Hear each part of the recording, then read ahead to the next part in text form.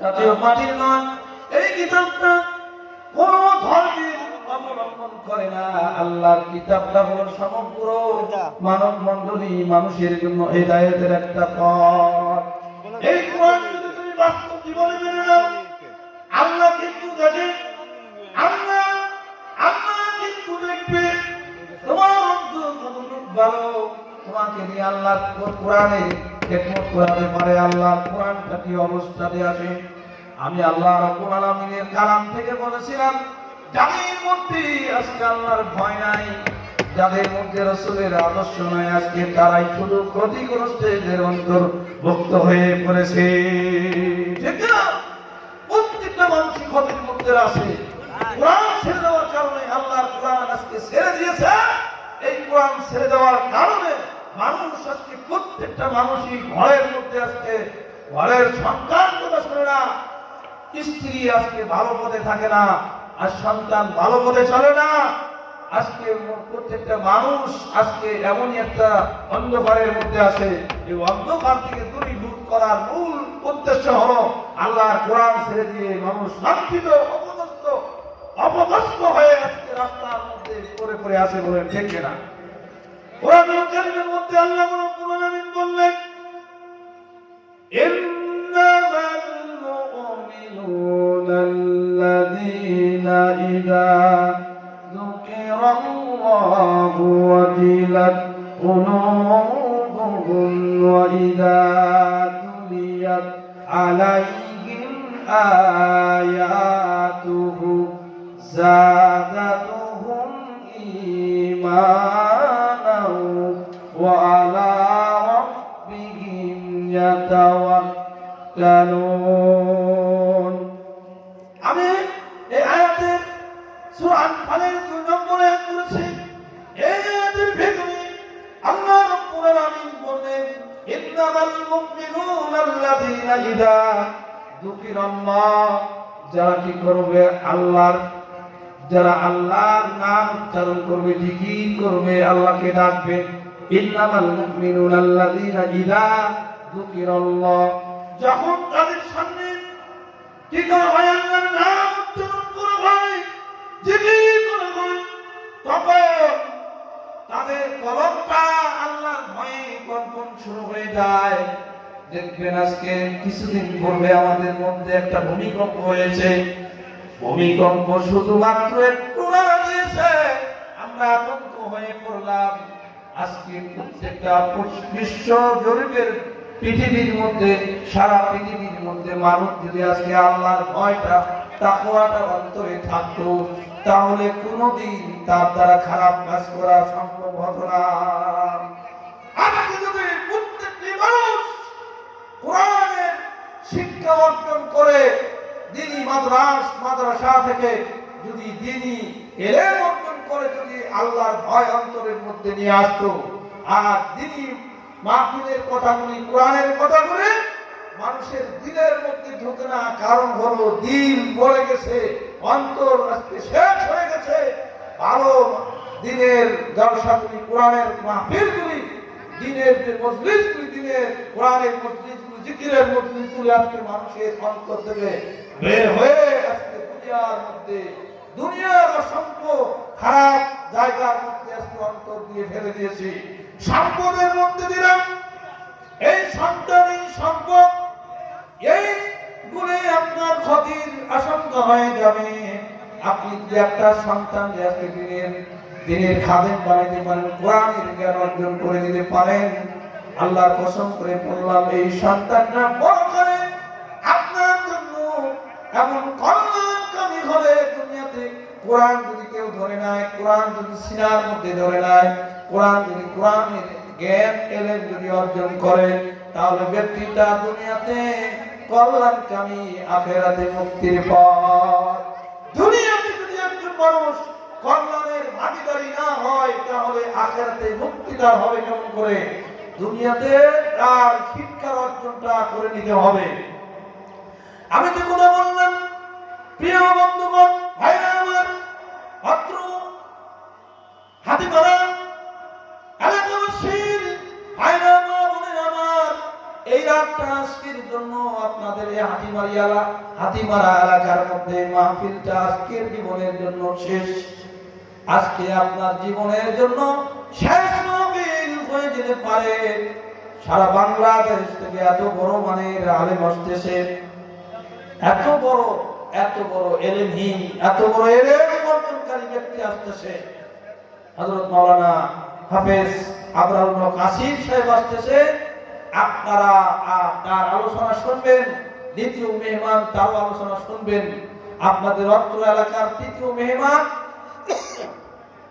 সে ব্যক্তিরও আলোচনা শোনার চেষ্টা করবেন। বাড়িতে অযথায় রাস্তাঘাটে আপনার অযথা সময়টা বেহুদাভাবে ঘোরাফেরা করে না গিয়ে দিনের মজলিসে, দিনের মজলিস কোরআনের মাহফিলে যদি আপনি সময়টা অতিবাহিত করে দিতে পারেন, হতে পারে আজকের জন্য আপনার এই মাহফিলটা জীবনের শেষ, আর নাজাতের উসিলা হয়ে জান্নাতের উচ্চ মাকামশীল জান্নাত বানিয়ে দিবে। সুবহানাল্লাহ।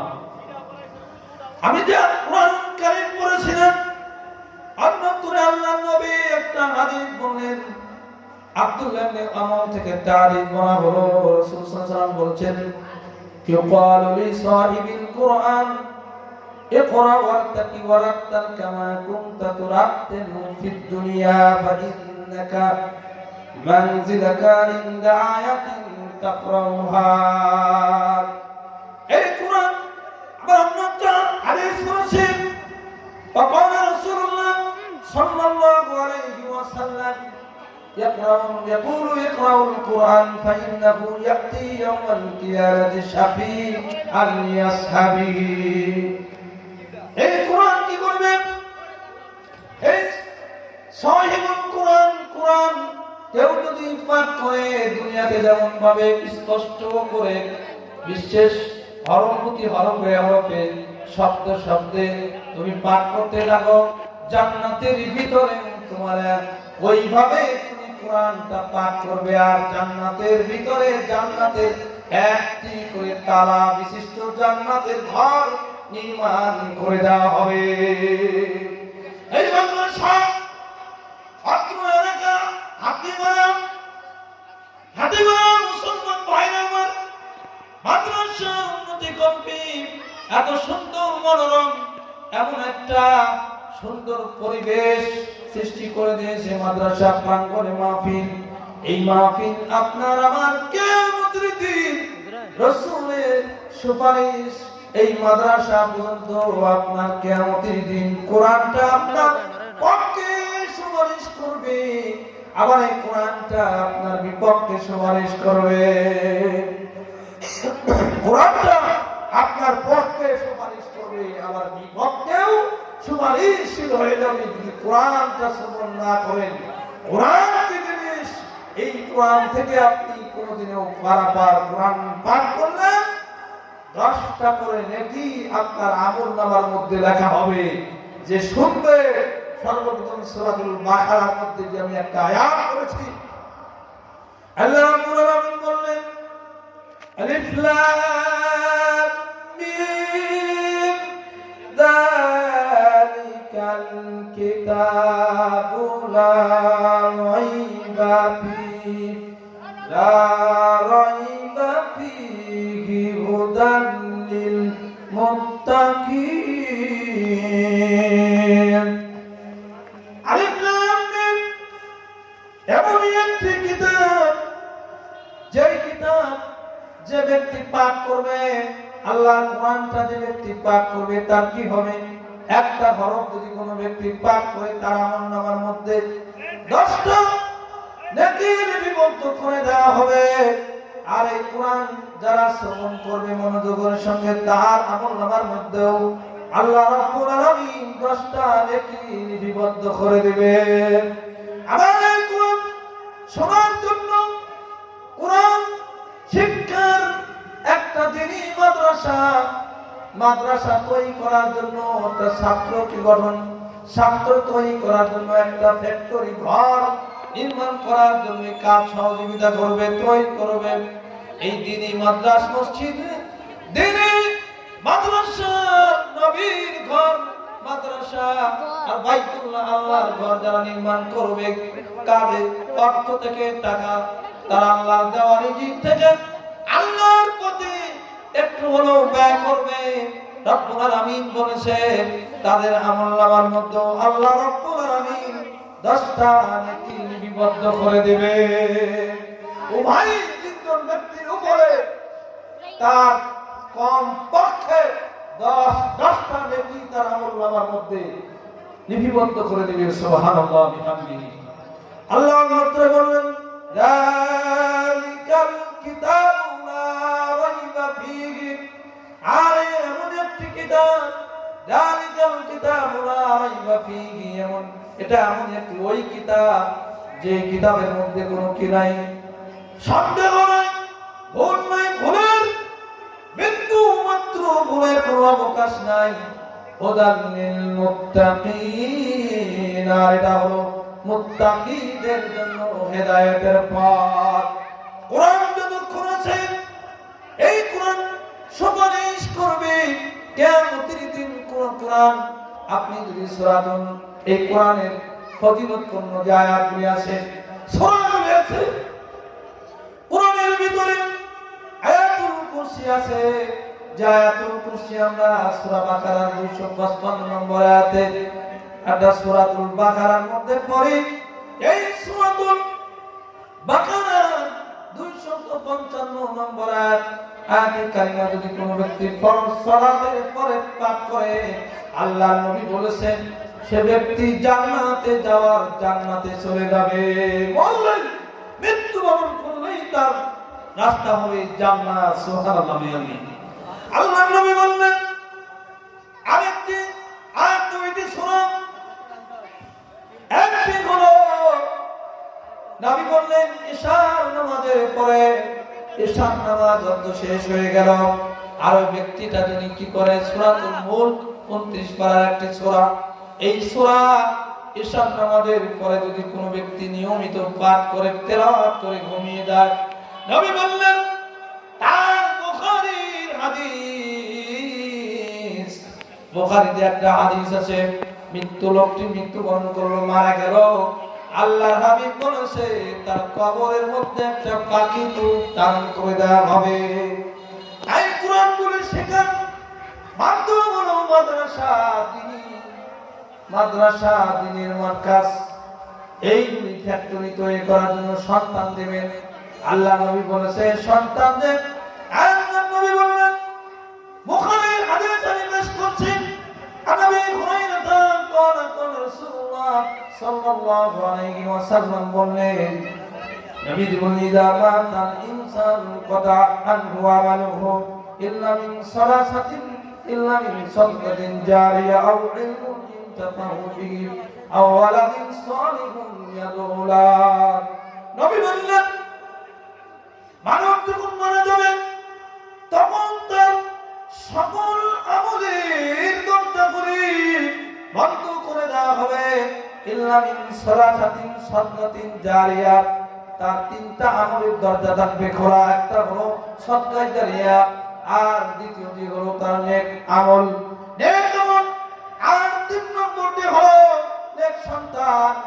আপনি যদি নেক সন্তান তৈরি করতে পারেন, নেক আমল অর্জন করতে পারেন, কবরের মধ্যে এই 3টি ছাড়া আর কোনো আমল যাবে না। নবীজি বলছেন আপনার সম্পদ, আপনার ছেলে, আপনার দুনিয়ার ধন সম্পদ সব কিছু আপনার পরে থাকবে, আপনি খালি 3 টুকরা মার্কিন সাদা কাপড় দিয়ে কবরে যাবেন। সরকার জারিয়া করুন, দিনের জন্য সন্তানটাও মাদ্রাসায় ভর্তি করে দেন, দিনী মাদ্রাসার মধ্যে সন্তান দিবেন। এই সন্তান আপনার জন্য কিয়ামতে ভালো একটা আশা করা যায়। আল্লাহর নবী বললেন অন্য হাদিসের মধ্যে বলছি, বুখারী হাদিস, আন আবি হুরায়রা قال رسول الله صلى الله عليه وسلم قال سبعة يظلهم الله في ظل يوم لا ظل إلا ظله إمام عادل وشاب نشأ في عبادة الله تعالى ورجل قلبه معلق في المساجد ورجلان تحبا في الله اجتمعا عليه وتفرق عليه ورجل دعته امرأة جمل منصب جمل إني أخاف الله ورجل تصدق بصدقة تأخفها حتى تعلم شماله ما تنفق يمينه ورجل ذكر الله خاليا ففادت عيناه রাসূল বলেন কিয়ামতের দিন আবু হুরায়রা থেকে হাদিসটা বর্ণনা করেন রাসূল সাল্লাল্লাহু আলাইহি ওয়াসাল্লাম বললেন কিয়ামতের দিনে আল্লাহর আরশ 7 শ্রেণীর ব্যক্তিকে আল্লাহর সেই দিন কিয়ামতের দিনে 7 শ্রেণীর লোকদেরকে আল্লাহর ছায়ায় আশ্রয় দান করবেন তার ছায়া ছাড়া আর কোনো ছায়াই থাকবে না কিয়ামতের দিন 7 শ্রেণীর লোকদের আল্লাহর আরশে কি করবেন 7 শ্রেণীর লোকদেরকে আল্লাহর আরশের ছায়ায় ছায়া দান করবে তার ছায়া ছাড়া আর কোনো ছায়া থাকবে না সে হলো ইমাম আদিলুন ন্যায় বিচারক নেতা ন্যায় শাসক ন্যায় বিচারক নেতা শাসক ওয়াশাবুন শাফি ইবাদাতিল্লাহ আর ওই যুবক ওয়াশাবুন শাফি ইবাদাতিল্লাহ ওই যুবক যে আল্লাহর ইবাদতের মধ্য দিয়ে সময়টা অতিবাহিত করেছে আল্লাহর নবী বলেছেন ওই যুবক যে আল্লাহর ইবাদতের মধ্য থেকে সময়টা অতিবাহিত করেছে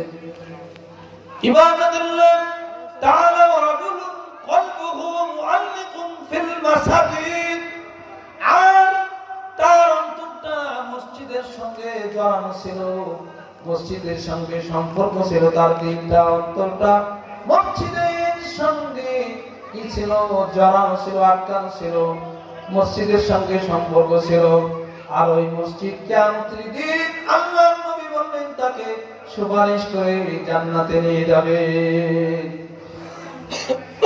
রাজুলুন কলবুহু মুআল্লিকুন ফিল মাসাজিদ ওয়া রাজুলান তাহাব্বা ফিল্লাহ দুই ব্যক্তি আল্লাহর জন্য মিলিত হলো পরস্পর আল্লাহর জন্য ভালোবাসা আল্লাহর জন্য সম্পর্ক ছিন্ন আবার আল্লাহর জন্য মিলিত হয়ে গেল নবীজি বলছেন আরাদুন দাআতু ইমরাআতুন মানসিবিন জামালিন ইন্নী আখাফুল্লাহ আর ওই ব্যক্তি যে অবিদাত রমণীয় কুকর্ম সুন্দরী রমণী কুকর্মের জন্য আহ্বান করে তাকে আহ্বান করেন প্রস্তাব দেয় জবাবে সে বলল ইন্নী আখাফুল্লাহ আমি আল্লাহকে ভয় করি কথা বলে সে বলল আরাদুন তাসাদদাকা বিসাদাকাতিন তাআফফা হাত্তা তাআলামা শিমালুহু ওই ব্যক্তি গোপনে কি দান করলো এমন কি তার ডান হাত দান করলো ডান হাত কি দান করলো এমন কি তার বাম হাত টের পেল না এটা হলো নবীর হাদিসের কথা যে ব্যক্তি গোপনে আল্লাহর জন্য গোপনে দান করলো ডান হাত কি দান করলো এমন কি তার বাম হাত টের পেল না ওই ব্যক্তি যে গোপনে আল্লাহকে আল্লাহর ভয়ে গোপনে আল্লাহর ভয়ে চোখের পানি অশ্রুগুনি ঝরালো আর যে ব্যক্তি আল্লাহ সারা জীবন তার জীবনটা অতিবাহিত করেছে শুধুমাত্র আল্লাহর ভয়ে তার জীবনটা অতিবাহিত করেছে নবী বললেন এই ভয়টা অন্তরে আল্লাহ একটা হাদিস শুনেন চতুর্থ খলিফা প্রথম খলিফা দ্বিতীয় খলিফা তৃতীয় খলিফা চতুর্থ খলিফা হযরতে প্রথম খলিফা আবু বকর ওমর উসমান আলী দ্বিতীয় খলিফার কথা আপনি শুনেন হযরতে ওমর যেমন রাগান্বিত ছিল যেমন তার শরীরের মেজাজ ছিল যে রাস্তা দিয়ে ওমর একবার রাস্তা দিয়ে চললে শয়তান চললেই ছিল ওই রাস্তা দিয়ে চলে নাই শয়তানও ভয় পেয়েছে হযরতে ওমর রাদিয়াল্লাহু তাআলা হুকুমে দেখে এই ওমর কেমন সাহাবী ছিল, জলিল কদর একজন সাহাবী ওমর রাদিয়াল্লাহু তাআলা আনহু। তার জীবনে সেবা মুসলিম থাকাকালীন যত কাজ করেছে ইসলাম বিরোধী, আল্লাহ বিরোধী, আল্লাহ দ্রোহী, নাফরমানি এমনকি কাজগুলি মুসলিম থাকতে নবীর বিরুদ্ধে সে আচরণ করেছে, নবীর বিরুদ্ধে সাজাচ্ছেন, নবীর বিরুদ্ধে এই কাজগুলি করার কারণে ওমর এমন এগিয়ে আল্লাহ নবী আশারায় মুবাশশিরদের মধ্যে থেকে 10 জন সাহাবীদেরকে আল্লাহ নবী জান্নাতের সার্টিফিকেট দিয়ে দিলেন।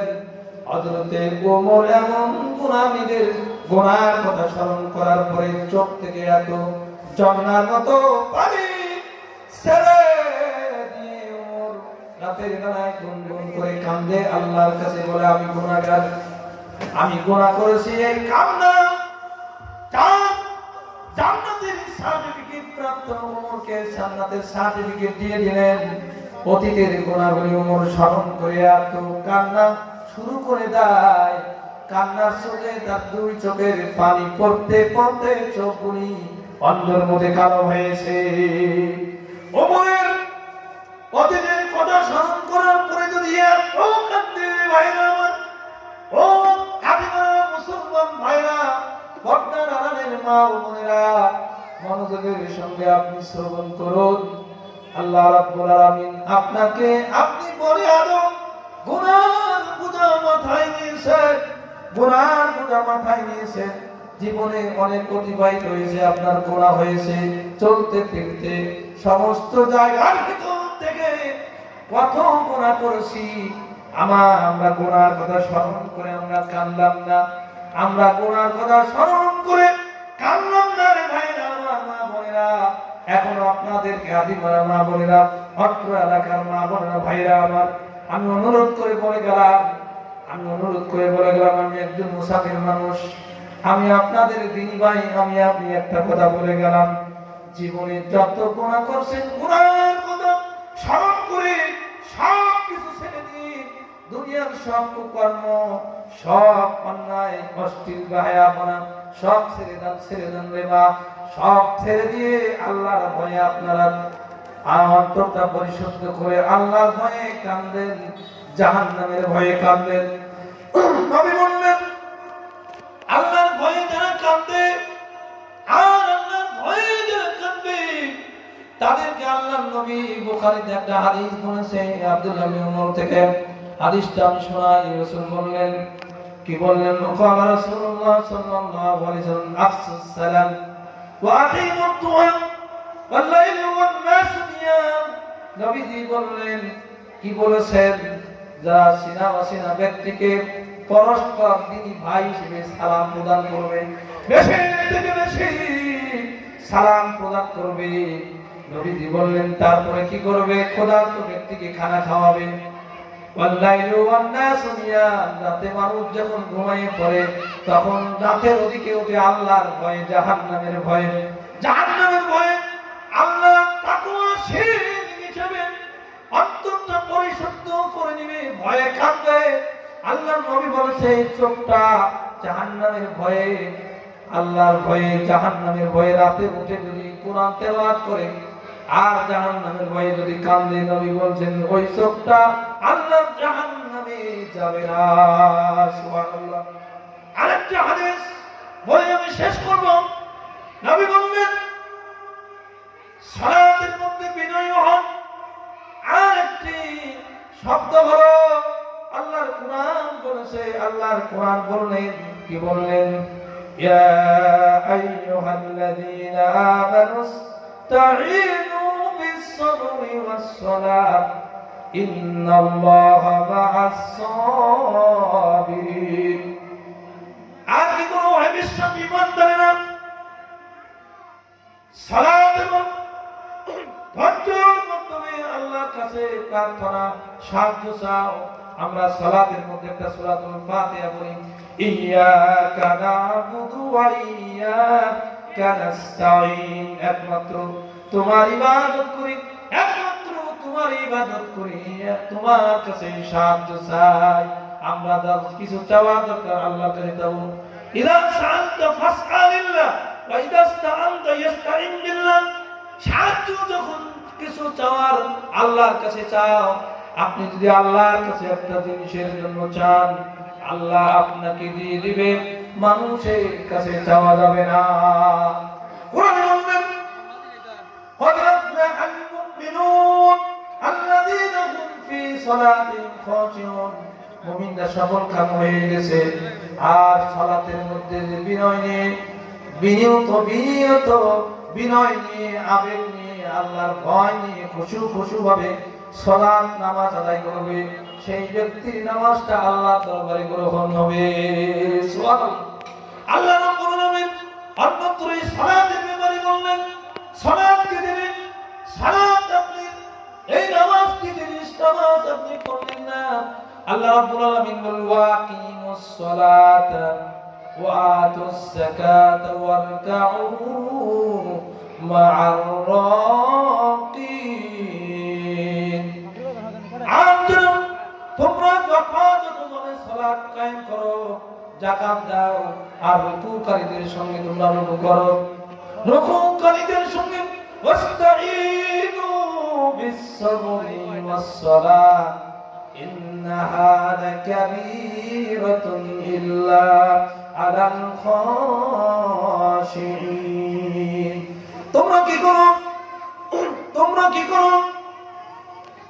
সালাত এবং ধৈর্যের মাধ্যমে আল্লাহর কাছে প্রার্থনা করো। সালাত কিন্তু ভাইরা আমার, সালাত কিন্তু কঠিন কাজ, তবে আনুগত্যশীল মিলিত ব্যক্তির জন্য কঠিন নয়। আল্লাহর ভয় বিলসাত ব্যক্তি, আল্লাহর ভয় যার অন্তরে আছে, যার খুশু আছে, যার বিনয় আছে, তার কাছে কিন্তু সালাতটা কঠিন নয়। ভাইরা আমার, তার কাছে কি হবে না? সালাতটা কঠিন হবে না। আল্লাযীনা ইয়াজুন্নুনা আন্নাহুম মুলাকু রাব্বিহিম ওয়া আন্নাহুম ইলাইহি রাজিউন। শেষ করে দিন। আল্লাহ রাব্বুল আলামিন বলেন, যারা ধারণা করে, আল্লাযীনা ইয়াজুন্নুনা, যারা, তারাই তো বিনীত, তারাই তো অনুগত, যারা ধারণা রাখে, ধারণা করে রবের সাক্ষাৎ নিশ্চিত, রবের সাক্ষাৎ তাদের ঘটবে, রবের সঙ্গে সাক্ষাৎ ঘটবে। সালাতের মধ্যে কি হবে? আল্লাহর সঙ্গে দিদার হবে। সালাতের মধ্যে আল্লাহর সঙ্গে দিদার হবে। আর কি হবে? আল্লাহর কাছে আমার প্রত্যেকটি মানুষের আল্লাহর কাছে ফিরে যেতে হবে। আল্লাহ রাব্বুল আলামিন আমাদের সকলকে পূর্ণ তাওহীদের উপরে থেকে ঈমান নিয়ে প্রকৃত মুসলমান হয়ে আমরা কবরে যেতে পারি, সেই তৌফিক দান করুন সকলে মিলে আমিন। ওয়া আখির দাওয়ানা আলহামদুলিল্লাহি রাব্বিল আলামিন। আসসালামু আলাইকুম ওয়া রাহমাতুল্লাহ।